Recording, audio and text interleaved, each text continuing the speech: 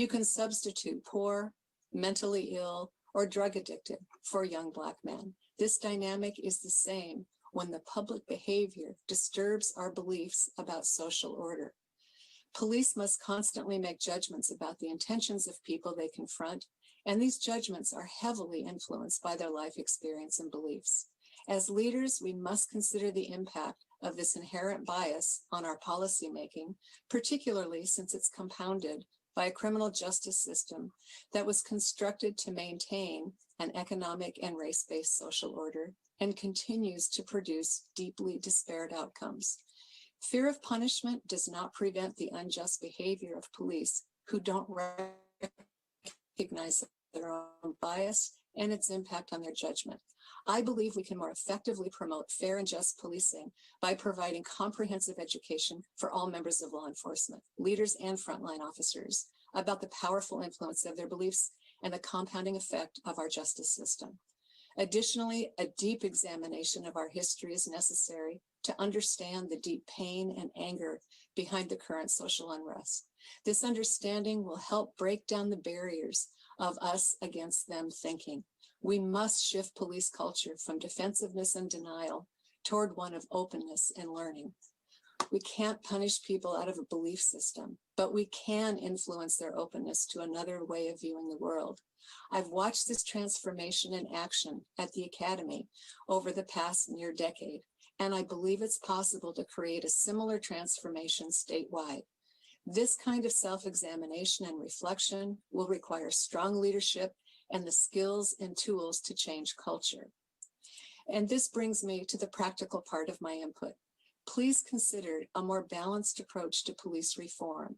If most of the state's investment lies in deterrence, there will be very little left for improving the function and intention of the systems we've built for criminal justice. I believe there are modest steps we can take to significantly improve the accountability measures in peace officer certification. I think there are additional steps that should be added to the independent investigation rules that will meaningfully improve the transparency and accountability when deadly force is used. These savings, I hope, can be used for important investments in substantially improving the cultural issues I've highlighted. I'm going to go through these really fast. I have 5 very specific actions that I would like to recommend. The first will be no surprise to any member of this committee. Continue to support our centralized training model by maintaining adequate funding for basic training. Once again, Washington State was highlighted by Time magazine this month as a national model for effective policing. This follows a similar article from 2016. This model relies on our partnership with local agencies and the continuity of that partnership depends on keeping the backlog and wait time below 3 months. Second, I ask for your support in peer intervention and leadership training to positively influence agency culture. Washington State is currently a pilot site for active bystandership for law enforcement, known as ABLE, which is an innovative evidence-based peer intervention program being launched out of Georgetown Law's Innovative Policing Project. We're in the process of adopting this training into our basic academy for both police and for de-escalation. I also ask that you continue to support the implementation of our 21st century police leadership training. We now have an in-person and a virtual training model available. Georgetown Law Innovative Policing Project is looking at adopting this program as well. These are the tools that our leaders need to start talking about transformational police reform. I also ask that the legislature invest in a statewide mobile training app. I know Representative Lovick is pretty excited about this particular opportunity. We need funding to implement this training delivery system via mobile app. This allows the commission to deliver micro modules of training frequently and seamlessly to every officer in the state via their phone. We've been using and testing the first version of this app for several years, and it shows incredible promise. We need to modify our peace officer certification statutes. While not all elements of the current proposal are achievable, in my opinion, there are many elements that I believe are achievable with a modest cost increase and they'll make a significant difference in holding officers accountable. The key elements that I think are necessary are redefining termination to exclude the lengthy appeals process, expanding the definition and explicitly listing actions that constitute disqualifying misconduct, which should include a pattern of using excessive force or a single egregious incident of using excessive force. And I strongly agree with limiting the authority of arbitrators to reinstate officers who have received sustained findings for disqualifying misconduct. And finally, the topic that I know is near and dear to many of our attendees today is the independent investigation of deadly force. I understand that many community members will not accept anything short of a completely independent investigation, but I think we all recognize it will take several years and tens of millions of dollars to create and implement that process. In the meantime, with a modest investment, the state could implement a system to gather and track data, audit investigations, and report results to the public. This will give tangible data to citizen groups to hold local elected leaders accountable for police actions in their jurisdictions. My apologies for running long. I'm happy to respond to any questions you might have. Thank you very much. So you did run over, but it was comprehensive, and appreciate your comments. So we're not going to be able to have any questions here, but thank you for your leadership over the years in bringing sort of 21st century policing training to our state. We're sort of a model for the nation. Long way to go, but still better than most. Let's hear now from the Sheriffs and Police Chiefs Association. I want to recognize James McMahon. Welcome. Good afternoon, Mr. Chair and members. I'm James McMahon. I'm Policy Director with the Association of Sheriffs and Police Chiefs, and I promise to do my best to live up to my pledge to give a 90-minute presentation in 3 minutes or less. But we have some recommendations that I'd like to share with you on our contribution to the larger conversation of improving the public service of law enforcement in our state. Following the death of George Floyd, our association deliberately spent the weeks immediately following his death listening and choosing not to speak, giving considerable thought, introspection, and evaluation of previous reforms in our state to inform the 13 proposals that now constitute our legislative agenda.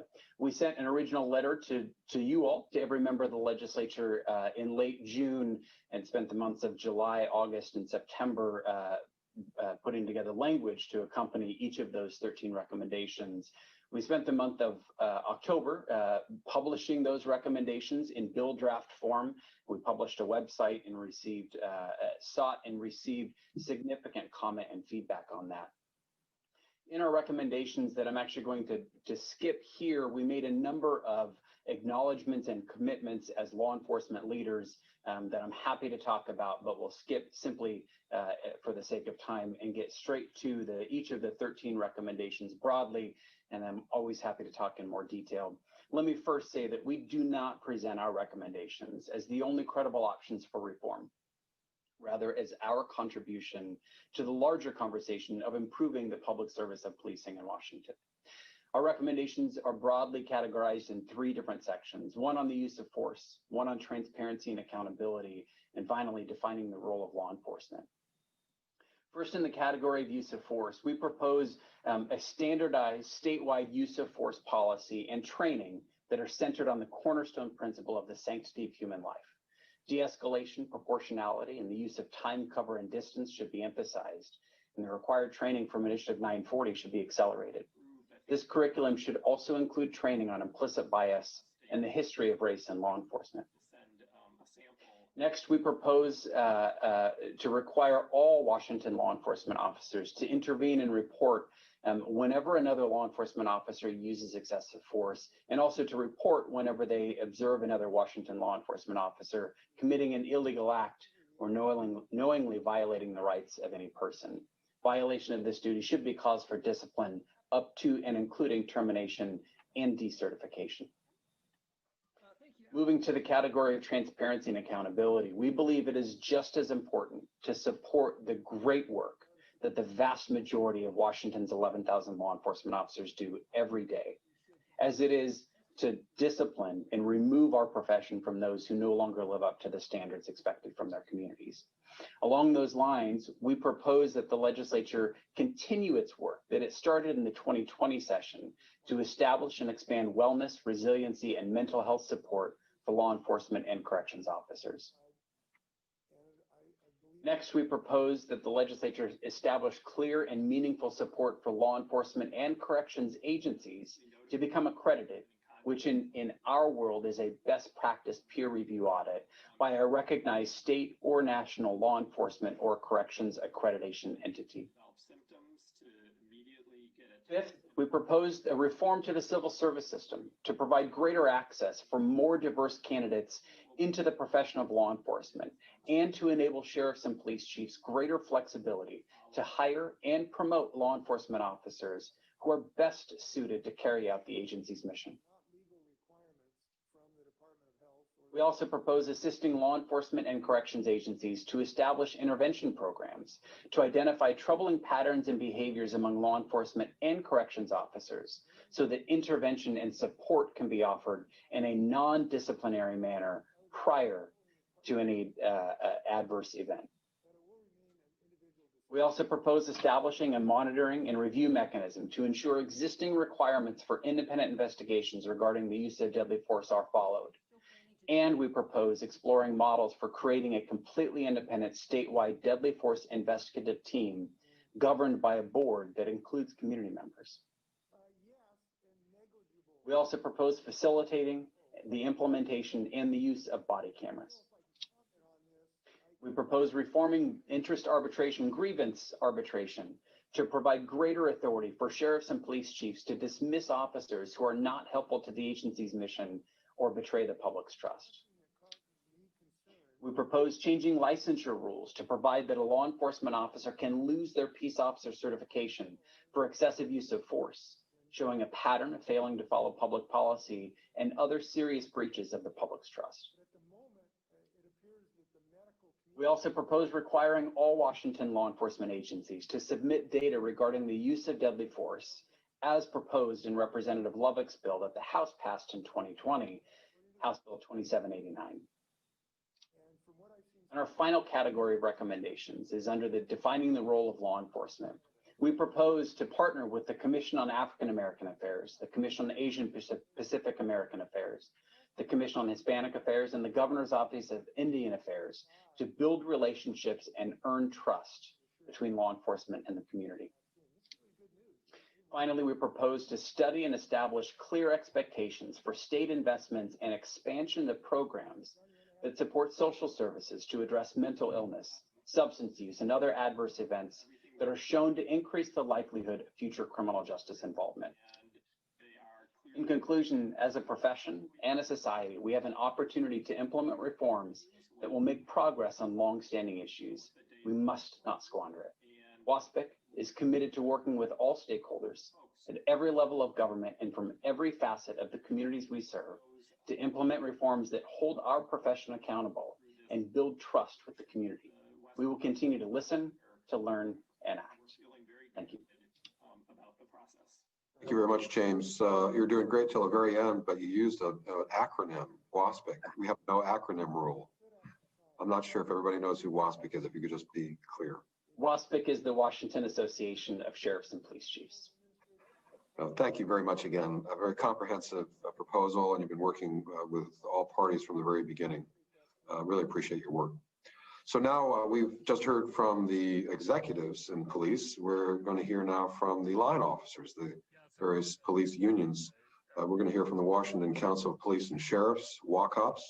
We'll hear from the Fraternal Order of Police, FOP, and we'll hear from the State Patrol Troopers Association. So we'll begin first with the president of the Washington Council of Police and Sheriffs, Chris Tracy. Welcome, Chris, and please proceed. Thank you, sir. Good afternoon, Honorable Chair, members of the committee. I'm Chris Tracy, president of the Washington Council of Police and Sheriffs, an organization that represents over 4,500 commissioned law enforcement personnel in over 100 police unions, large and small, across all four corners of our state. We appreciate having the opportunity to provide our perspective to this work session. I want to open my remarks by reminding everyone that law enforcement is not separate and apart from community.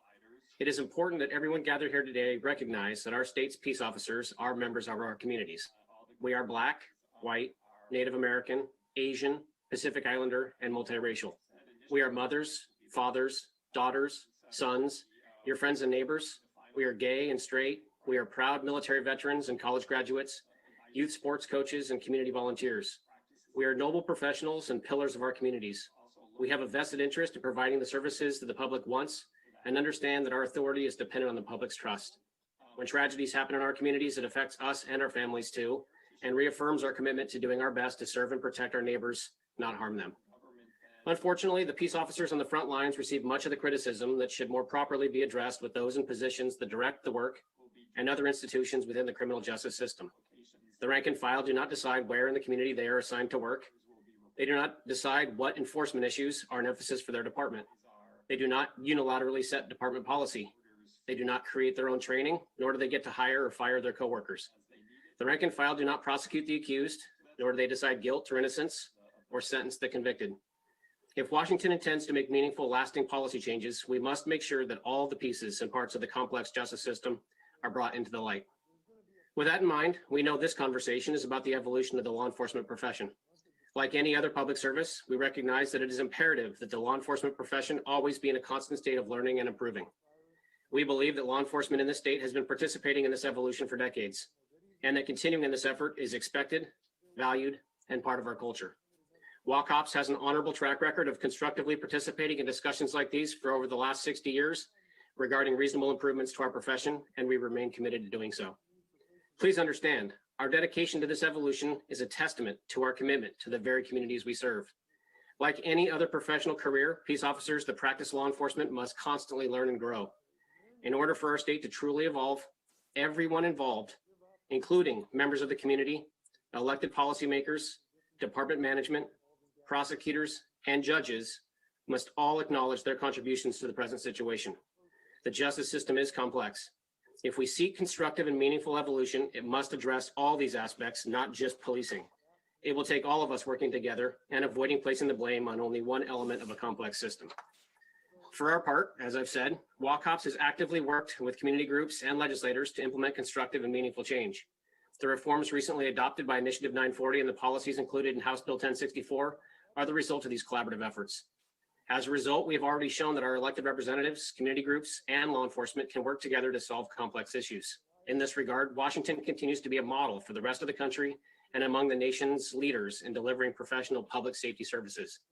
And although we should be proud of those recently adopted changes, we agree that more can and should be done.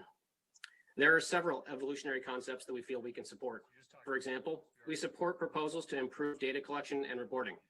While the details will matter, we agree that police management should be required to collect and submit the national model data requested by the FBI and the International Association of Chiefs of Police on deadly use of force.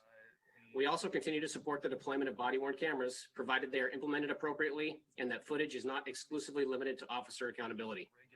We continue to support a robust funding source to ensure that officers receive the I-940 mandated training sooner rather than later. Officer wellness and resiliency are crucial as well, and we must have programs that are fully funded and crafted with care and concern and respectful of the rights and privacy interests of officers too. Speaking of the rights of officers, we believe it is critical, now more than ever, to safeguard due process rights of officers, including objectively fair investigations and discipline processes, adherence to the presumption of innocence, appropriate legal standards and burdens of proof, constitutional rights, and fair appeals processes. Disciplinary systems must give everyone confidence the process will result in the justifiable right outcome, including the rank and file officers who are subject to them. We know there are several other proposals that will emerge, and we look forward to learning more about them and seeking constructive solutions whenever possible. With regard to one such concept, WACOPS would be interested in working cooperatively towards finding a service model that would work more comprehensively to address addiction and other mental health response issues.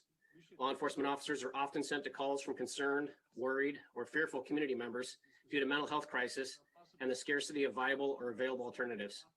We are interested in finding the best way to address these calls and to do our part to help ensure they result in the right delivery of needed services and outcomes as safely as possible. I know my time is running short. Let me conclude my remarks by emphasizing that the issues of the day are far beyond being exclusively fixed by rank and file law enforcement, or just about the evolution of one profession.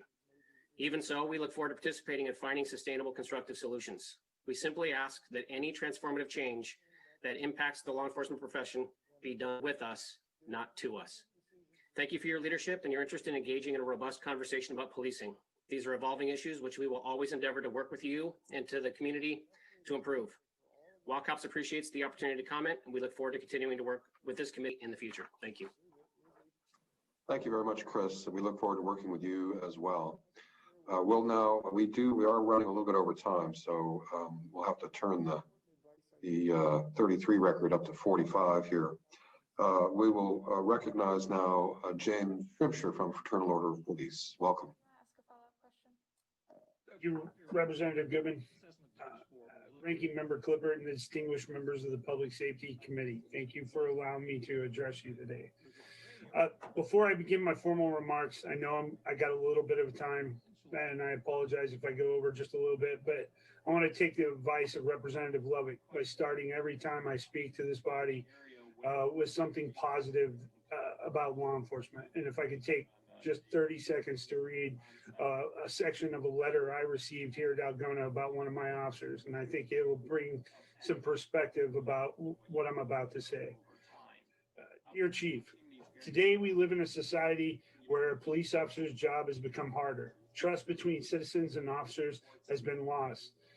People have been mistreated and many officers have been misunderstood. However, we still have many officers who are serving the communities with the utmost integrity, who we need to recognize and acknowledge for what they do and the difference they make in our lives. I want to take this opportunity to acknowledge Officer Aponte with the Algona Police Department, who assisted us with a family matter 2 weeks ago. Officer Aponte was dispatched to assist me with an issue with my daughter and to help me bring her home. I was treated with kindness, respect, and he also gave me a slightly different perspective and approach to remedy the situation. At first, it was hard to hear. I mean, a parent does not like to hear someone's opinion on how they parent their child. Officer Ponte was truly understanding of my situation and offered me sound advice. More importantly, he treated me and my daughter with respect and dignity. Given the difficult situation that we're in at this time, officers like Officer Ponte are truly valuable asset to the police department and need to be recognized for their impeccable service to the citizens of this city. I would also want to say that if it wasn't for him, I would have most likely lost my daughter. But I thank God every day for the blessing to be served by Officer Aponte. As you know, my name is James Shrimpsher. I'm the Vice President of the Washington State Fraternal Order of Police, which is part of the National Fraternal Order of Police.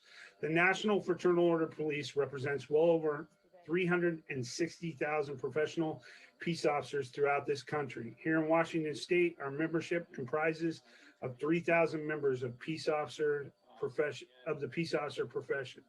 Our membership in Washington includes troopers, city police officers, county deputy sheriffs, agents, corrections officers, tribal officers, and retirees from all these groups. Our membership also spans the entire state, from Spokane to the Skagit Valley down to Vancouver and the Yakima Valley and all places in between. We have all ranks from executives down to cadets. Simply put, we believe our organization represents the most diverse group of peace officer professionals in the country. Having such an inclusive group also comes with a diversity of thought, leading to a unique perspective of our profession. Our diversity is reflected in our leadership as well, not just at the state level where our president is a person of color, but at the local lodge level. Some of our strongest leaders are women, persons of color, and the LGBT community. We look at this as one of the reasons why we are a solution-based organization. As we move into the 2021 legislative session, the Fraternal Order of Police will focus our advocacy efforts on finding ways to unite and improve relationships with the communities that we serve. As we demonstrated over the past several years with our work on such important pieces of legislation like I-940 and House Bill 1064 and implementing the rules, we are ready and willing to roll our sleeves up and find common ground. We will also be looking to create and carefully define public policy in ways that move our profession forward in a fashion that builds trust and transparency with the communities we serve, and that reflects the values of our communities while ensuring peace officers have an evidence-based, data-driven, safe, and stable working environment. We also strongly support the need to invest in our profession's future through transparent, diverse, and supporting programs that focus efforts on peace officer health and wellness, peer mentorship. Study after study show that a behaviorally healthy peace officer makes the decisions. In closing, I'm here to commit on the behalf of the country's largest peace officer organization that we stand ready to work with our community, the executive branch, local government, and legislative partners, as well as our fellow peace officer professionals, to develop innovative and inspirational ways to promote public safety, recognize the sanctity of all life, create real, long-lasting relationship with the communities we serve, and increase the level of trust in our profession. Thank you. Thank you very much, James. We look forward to working with you too. This is just the beginning. The session hasn't started. This is just a preview of the issues we're going to be discussing.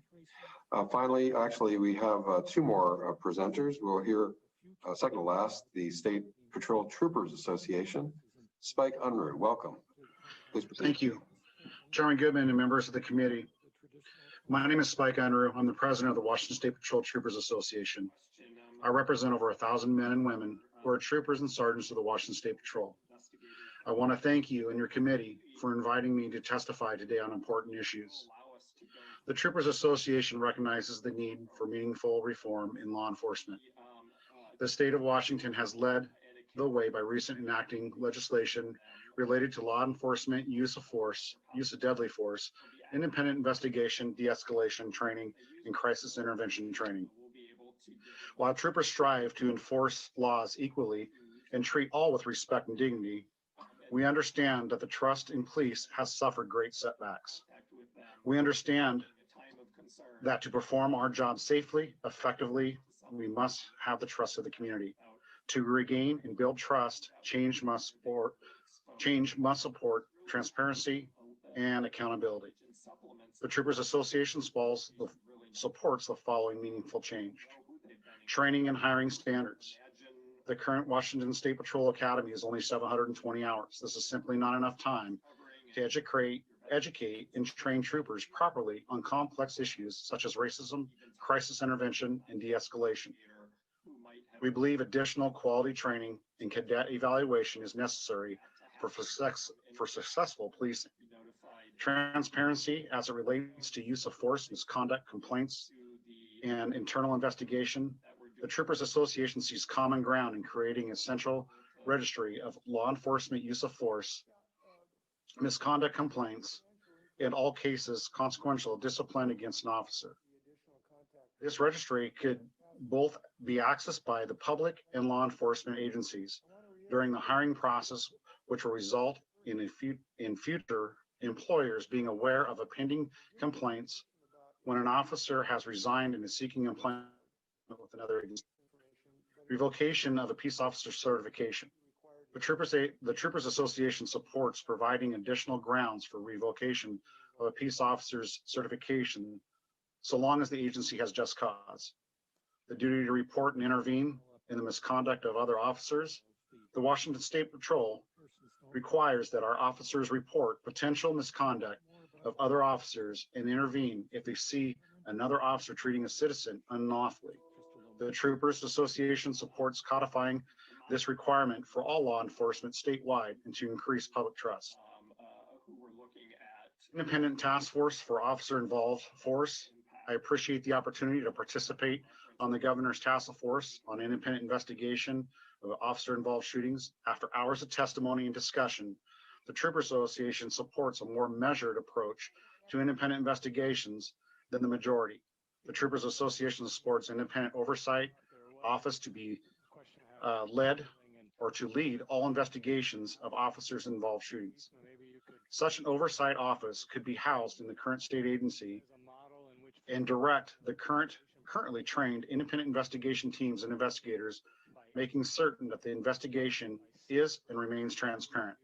The Troopers Association supports legislation that would provide such an oversight office with the ability to enforce the requirements of I-940 through the use of fines or removal of personnel from the teams if they do not act in a neutral manner.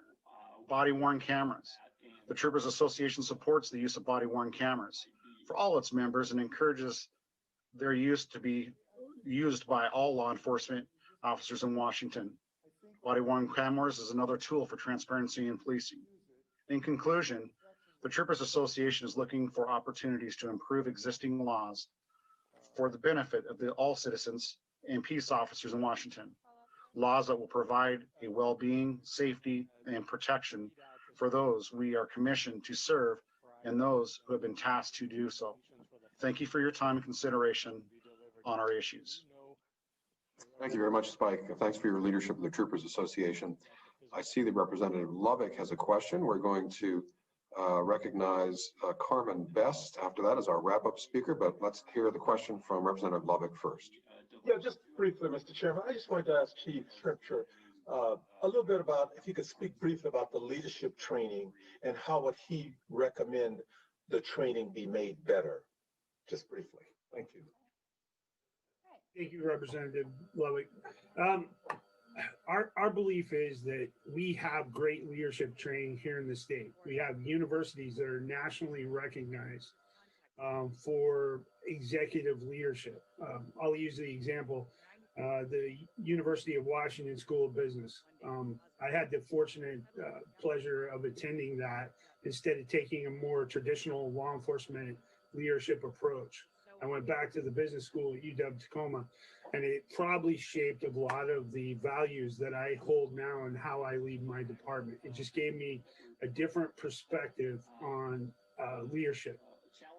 And my opinion as a 26-year veteran of law enforcement, it was a perspective that I needed. I seem to, I get the tunnel vision of the cookie cutter approach to training that all law enforcement seems to gravitate toward. And this just gave me a different perspective. It made me kind of broaden my horizon a little bit. It allowed me to make some decisions to better serve the community I've been tasked with serving. Thank you. I'm going to allow the ranking member to squeeze in one more question. Chair recognizes Representative Clifford. Thank you, Mr. Chair. Just very quickly for James McMahon. James, you said in your comments of your 13 suggestions, one of them was mandatory reporting of excessive use of force by a fellow law enforcement officer and disciplinary action of decertification and or up to dismissal if you fail to report. In that recommendation, did you include a definition of excessive use of force? Thank you for that question, sir, and it's good to see you. If I remember correctly, and I'll follow up with you by email if I'm incorrect, the terminology that we use in that recommendation is if an officer who is present on duty in uniform and observes another Washington law enforcement officer use force that is clearly beyond that which is objectively reasonable under the circumstances, our recommendation is those are the criteria that would trigger the observing officer's duty to intervene and report. Thank you, Mr. Chair. Thank you, sir. Thank you very much. All right, we just have a few minutes remaining, and we want to recognize Carmen Best, the recently retired chief of the Seattle Police Department. Welcome, Chief Best, and we look forward to hearing just a few moments of your impressions. Representative Goodman, this is Lucinda. Ms. Best just contacted me and she had to jump off the meeting and won't be able to speak at this time. Okay, well, we can imagine what she might have said, but I don't know if there are any other questions that we have. We only have a couple minutes left in any event. But needless to say, this has been sort of jam-packed with rushed testimony. When the legislative session begins, we're going to be quite deliberate in our consideration of the separate legislative proposals, dedicating perhaps entire 2-hour hearings to individual bills so that we can thoroughly flesh out the issues. Because these are major proposals to improve the accountability measures such as decertification, to take a critical look at the use of force standard, to look at all the wide range of tactics, some of which are quite questionable, to look at the community accountability boards, which is another thing we haven't discussed. About a dozen proposals will be coming before the legislature starting in January. So this is just a little bit of a preview. I want to thank all of you for your participation today and look forward to continuing to work with you and in the cooperative spirit that we've had so far. Again, to uphold the profession, to improve the relationships between the community and the police, and to improve accountability and transparency as well. So with that, we will conclude today's session. Thank you again for attending, and the committee is now adjourned. In the next couple of weeks when the first vaccines will be administered. Well, I was concerned enough to spend every single ounce of creativity, innovation, and perseverance that I could possibly muster for the weeks heading to Thanksgiving to try to save some lives, and I hope that it has. I think there is some good news that we have had an impact. As John indicated, we appear to be the #1 state in the United States to act safely during Thanksgiving. But, you know, we know it wasn't 100%. So to that extent, we are concerned. I do want to reiterate, and I'm sorry if I repeated myself, but it's not just Thanksgiving. In the weeks to come, and indeed in the months to come, until we have broad-scale vaccine, it is just as imperative to avoid, you know, a celebration of a football game with a bunch of folks sitting around close to each other, not in the same household, not wearing masks. That is just as dangerous as a Thanksgiving dinner. And so, you know, you might think of Thanksgiving as the kickoff to this season of survival. Training. We also know that parent educators need training in the best practices on how to get students engaged, how to keep them engaged, and how to best work with families to support their students' success. Thank you again for this opportunity to share today, and I will now turn this back over to Alex. Thank you for your brevity. We just about hit time, so you have about 30 seconds for a concluding comment.